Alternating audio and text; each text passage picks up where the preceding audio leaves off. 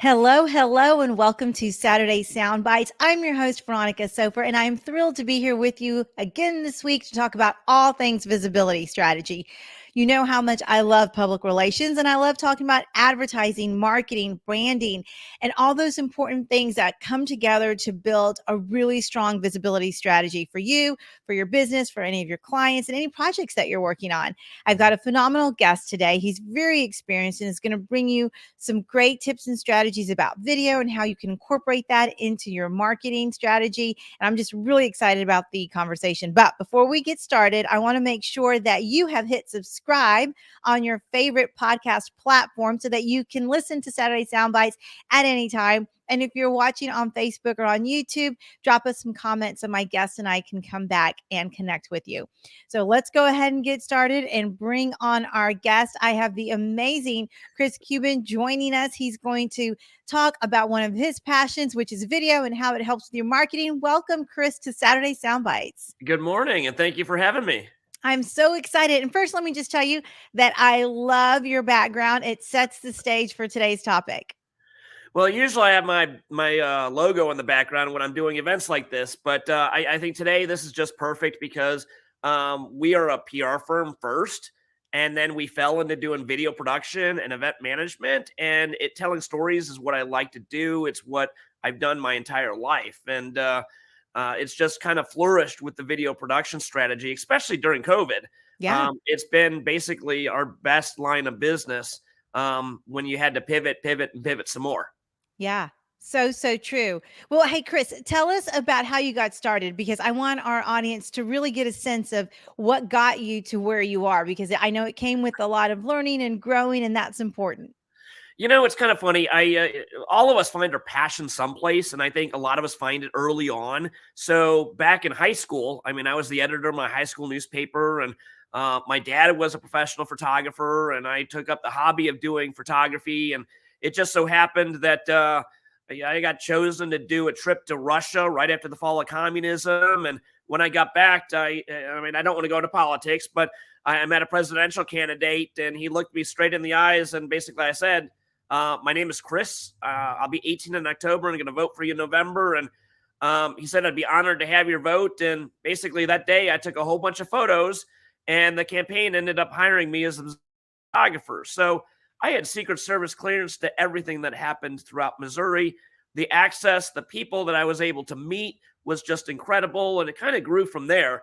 Went to college, studied communications, got my master's degree in media relations and PR. And it's really what I truly love to do. But like most people that are entrepreneurs, if you have a great idea, you follow your lead when it comes. And so in 1998, I actually started a tech company called Blazing Trail Technologies that could have very well have rivaled Amazon at the very start. We Wow. negotiated drop shipment programs with 300 manufacturers, and we just had a different business model that if I would have turned it just a little bit, we could have competed or became Amazon at the time because that's what we were doing, per piece drop shipment. But again, all of it was using my PR background and launching it in Los Angeles or doing the PR nationally. When I started my PR firm here in St. Louis called Chemistry PR Multimedia, it was 2009. And when you think back to 2009, you think back to 2007, I guess, that area when social media was really just starting. Sure. A lot of people didn't know how that was going to change communications and the way that we look at things or the way that we operate as businesses or as entities or as places or things. How are you going to market your organization? And the name of my company that I chose when I started the company in 2009 was Chemistry PR and Multimedia. Mm-hmm. And the reason for that is because I truly believe it takes a mixture of multiple messages in multiple medias to create your solution, which is a return on investment. Mm-hmm. And that's what we do as a PR firm. That's the way we look at everything. So whether we're going for the RPI effect, or as I call it, the research, the planning and analysis, the implementation, execution, and communications, as well as the evaluation, we take that into everything that we do. But as a PR firm, we also found 7 years ago that a lot of the events we were producing across the entire United States was very lucky to get some national clients right out the gate. Hmm. But what we found was that if we were an hour away from a media market and the media wouldn't show up for an event, how are we to get exposure? Right. And we Right. realized that if we shot our own B-roll, we shot our own interviews, and we sent that to the media outlets, they would use it almost 100% of the time. And that was all outside of St. Louis because of the St. Louis union rules and regulations. But now that has since changed because everyone has a camera. And the reality is that when a reporter comes to do a story on you or a person, place, thing, whatever the organization is that you're representing, is they usually only have 20 minutes or 30 minutes to get the full effect of that story. And so what we realized early on is that if we were able to grab effective video and do those interviews and do those as I call them, the glamour shots of today, the slider rail shots or the drone shots or the really cool stuff, and hand that on a thumb drive to the media that shows up, we could then challenge those young reporters in some of those markets to say, look, you have all the assets you need to make this into a national segment, to package this as a national segment. And a lot of times we were able to do that. Some of the clients that we were able to bring on early on is when I first started the company, the St. Louis City firefighters were one of my clients.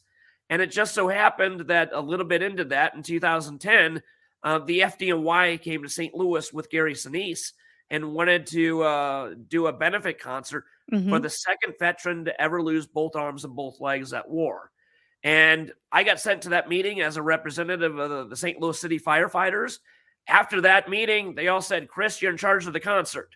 So that first concert that we produced, we actually raised about $250,000 to help build Corporal Todd Nicely a smart home. And that Wow. led, as a fluke, that led to another concert and 26 concerts later, and then doing all the groundbreakings, the dedication ceremonies, setting up press events for the Gary Sinise Foundation and the Tunnel to Towers Foundation and a number of other clients. We really learned through trial and error what works and what doesn't work. Yeah. Yeah. And that's really great. And I think the idea of being able to incorporate technology into traditional media pitching. So for those of our listeners who went to journalism school, our PR practitioners, or even our entrepreneurs who are learning a lot about PR, oftentimes what we now know about the newsroom is they don't have the staff and they don't have the resources. So like Chris said, if you can give them those assets prepared and ready to go, you're more likely to get that media hit. Chris, how do you convince people to invest in those type of assets, knowing that ultimately you want to get them some great media coverage? So here's the reality is everyone has a cell phone in their hand with a camera, Hmm. and anybody can do this. However, when you're building a brand, you really have to think of what's your identity?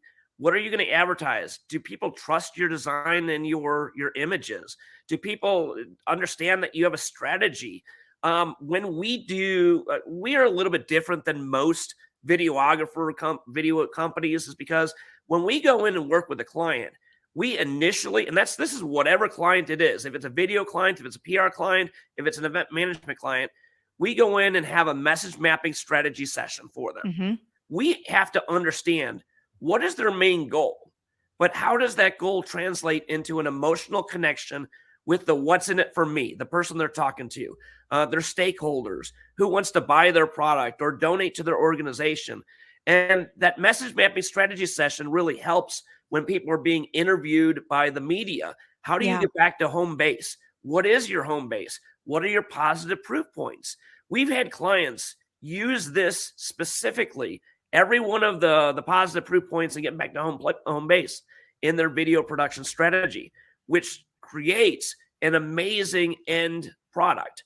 And you have to make sure that you're on point when you're talking and doing video. The newest and greatest best thing is TikTok, obviously. And Right. you have to know your audience, understand what audience are you targeting, where the audience going to actually receive your message, who's going to receive that message, and what's the best message and strategy to do that. If you're talking to millennials, obviously, going to be on TikTok. You're going to be 9 to 15 seconds or something like that, and cram as much as you can into that time frame. But again, you have to build your brand and your identity. And TikTok is a whole different strategy than Facebook or YouTube or Instagram or anything else. But you have to go to where your audience is and Right. understand that you're producing a video or you're producing a message for them to take action.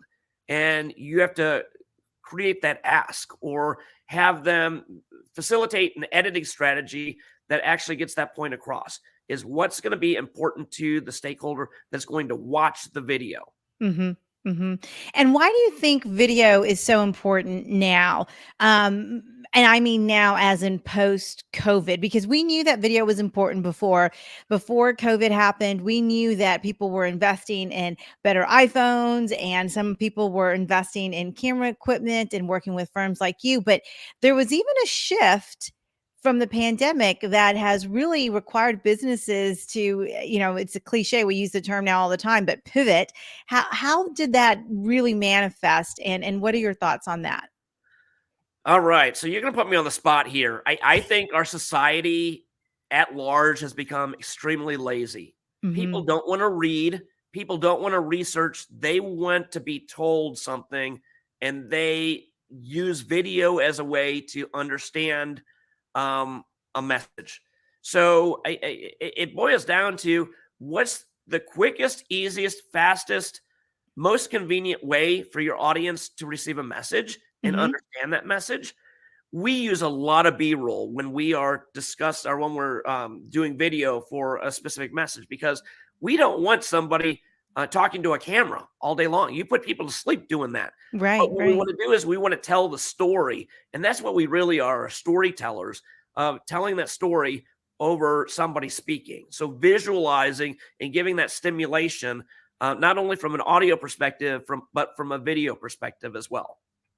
Yeah, that's right on the mark, and I think too, as our different groups, generational groups of people with buying power, we have to create content for both people who do like to read, but more importantly, realize that as they're entering into into the economy, they're going to want to consume their information in a different way. So I love all the things you talked about, especially with younger generation of purchasers. Well, and you have to think, what is your budget essentially? Because if Yeah. your budget is you don't have a budget, I mean, you're going to go for the iPhone and you're going to try and get your message out as best you can. But if you're a legitimate entity with an identity that has to be told or you have to tell a story professionally, whether you're a politician or whether you're a park or a nonprofit, a chamber of commerce, I mean, you have to get your message out.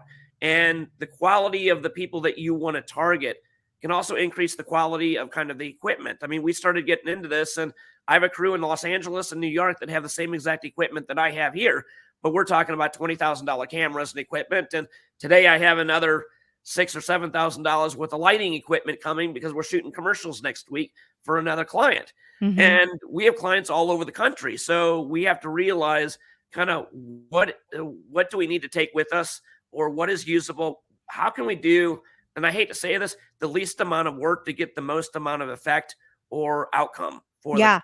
That's right. And honestly, that's key, especially to small business owners who maybe don't have the type of budget to hire an agency. But that is absolutely key. So I'm so glad that you mentioned that. Chris, what are some of the mistakes that you see young businesses getting trapped into? Oh man, there's a lot of mistakes. Number one is not doing anything. And Hmm. that is the worst mistake that you can possibly do is in order to reach your audience, you have to use a number of different avenues. Just like our company Chemistry, you have to formulate your brand by hitting them in multiple messages in multiple media. So if that's sending out emails, if that's making phone calls, if that's sending them a video, if that's asking them questions or engaging with them or knocking on their door, you have to find ways to reach your market and bring them in to say, buy from us or take a look at us or donate to us or whatever the organization is you have to, at this point, with all the media that's out there all over, I mean, that's bombarding you left and right, you have to find a way that's going to hit your target market. And you have to make sure that whatever you choose is going to provide the ROI for you, because Yeah. you can go down a rabbit hole and spend months doing stuff on TikTok or on Facebook, But if your audience is on Twitter or on another medium, or you need to hit radio, you really have to look at what are the demographics of your target audience and on what platform are they on. Mhm. Yeah, that's really great advice, and so true. And before we, I want to make sure we touch on events because that was not a topic we talked a whole lot about, other than virtual events in the last couple of years. But now that events are back, and you and your firm are clearly experts in that, how do events really drive your brand? Because I think that people are a little excited about getting back to events, but also a little hesitant. So I think there's a little bit of both. Well, here's the deal is inevitably the events of the past have all been boring, extremely boring.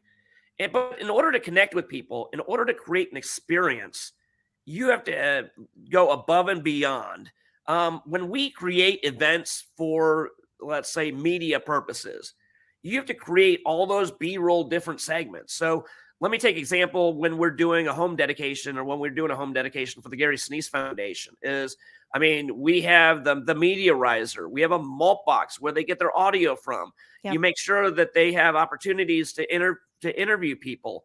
You have the backdrop of the huge American flag that you pull away and unveil a house. You have the speakers. You have the individuals that's getting a house.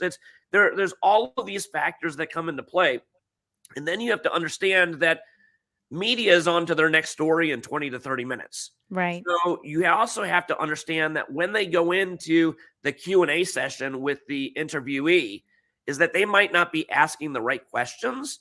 So as a publicist, what I would do is jump in and ask the questions that I know that the answers that the interviewee is going to give is going to be the ones that are going to be on TV. So events are a great way for bringing media to the table, but you have to understand that whether in this scenario I just gave you, you have kids waving American flags on the side of the road as they arrive, or you have a tent with a huge banner with all the donors and sponsors on it, or you have all these other cutaways that while they're telling the story, they can use all of this as a cutaway. So when you're producing an event, make sure that there's a logo on the podium, make sure that there's a backdrop, make sure that there are speakers that can speak effectively, or that you have an MC that keeps things on time. Right. One of the biggest challenges that media has is there's so much need out there to tell stories that they are on to that next story in 20 minutes. So how can you serve up everything on a silver platter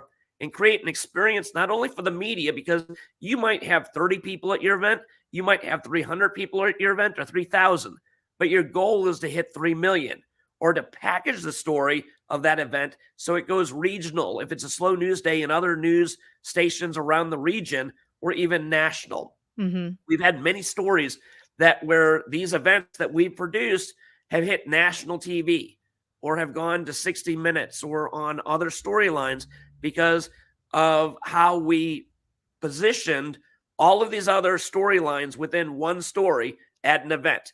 But ultimately, you have to make sure that every participant or everyone that attends is excited after they leave that event, that they're going to share it with their friends. Because again, if you have 30 or 300 people there and they share it to their 3,000 fans, you're going to be in the millions. And your goal is to not only affect the people that are in your audience, but to affect those people on social media, to join, to like, to make that donation, or to get involved in some way. Yeah, that's really great advice. And now more than ever, as different people in different parts of the country are coming out of the pandemic, events, people are hungry to be at events, and the media are too. If they can make it, they will. Well, and here's the reality is that I've been on the board of PRSA here in St. Louis, and on the district board, and involved in several national organizations. Here's the reality is you got to make a date, you got to make it happen, and those that can't show up or don't want to won't. But those that will always show up to those events. So at this point, with the pandemic being for the most part over, you have to get back in the swing of things and start making things happen. We have lost, every company, every organization has lost a lot of revenue in the last 2 years. Right. It's a matter of getting back out there, riding the horse again, and just making things happen. And I say this as to all the students that I speak to on a national basis, is that let's take the last 22 years as an example. Okay, in communications, we're always the first organization or the first individuals to be cut or canceled or eliminated from the budget when something goes in a downturn in the economy. But we've had 9/11, Yep. we've had the 2008 housing crisis, and we've had COVID.